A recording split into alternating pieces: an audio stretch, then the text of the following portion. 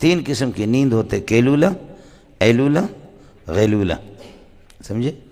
کیلولہ یہ دوپہر کا کیلولہ جو سنت ہے، اور ایلولہ صبح فجر کے بعد سو گئے تو فقیر بنیں گے. سمجھے؟ غیلولہ عصر کے بعد سو گئے تو پاگل بن جائیں گے، بھوت چڑھیں گے آپ پر. اس لیے ایک روایت کمزور ہے، لیکن اس روایت میں ہے کہ اگر کوئی عصر کے بعد سوتا ہے اور وہ پاگل ہو جاتا ہے تو پھر ہمیں ملامت نہ کرے، فلا یلومن الا نفسہ. میں اس کا آسان طریقہ آپ کو بتاتا ہوں. آپ عصر کے بعد سو جائیں، آدھا گھنٹے کے بعد جیسے آپ کی آنکھ کھل جائے گی تو پہلی بات تو آپ کو پتہ نہیں چلے گا یہ کس ٹائم پہ میں سویا ہوں. سمجھ شریف میں ہے کہ پہلی بات یہ کہ آپ کو پتہ نہیں چلے گا کہ کون سا ٹائم ہے. تو کافی دیر کے بعد انشاءاللہ آپ کو سمجھ میں آئے گا کہ او عصر کے بعد سو گیا. رات کے سونے کے اندر یہ نہیں ہوتا، کیلولہ کے اندر یہ نہیں ہوتا. سمجھ شریف میں ہے کہ نہیں؟ لیکن عصر کے بعد یہی ہوگا.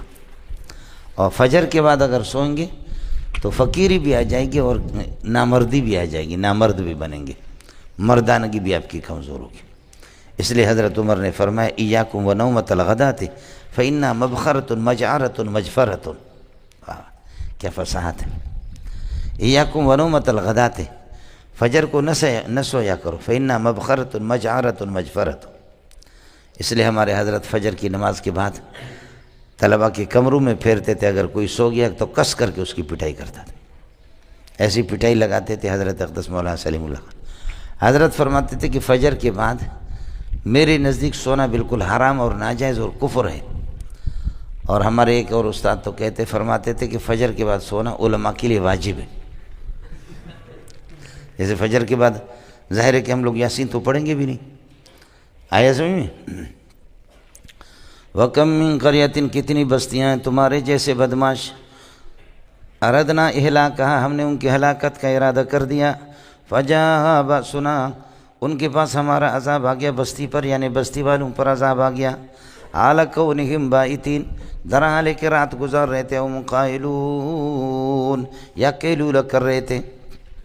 عرب کے ہاں کیلولہ اسی زمانے سے مشہور ہے. سمجھ شریف میں ہے کہ نہیں؟ اور کیلولہ اچھی چیز ہے. کیلولہ کے اندر یہ ضروری نہیں ہے کہ آپ کی آنکھ بھی لگ جائے اور زیادہ سو جائیں، لیکن تھوڑا سا کروٹ بدل دے، یہ سنت ہے. فما کان دعواہم، یہ بدماش جو اللہ کو نہیں جانتے تھے، لیکن جب اللہ کا عذاب گیا، فما کان دعواہم اذ جاءہم باسنا، ان کی کوئی اور فریاد نہیں تھی جب اللہ کا عذاب آ گیا، الا ان قالوا، مگر یہ کہنے لگے، انا کنا ظالمین، ہم نے بہت زیادتی کر دی، پروردگار ہمیں معاف کر دے.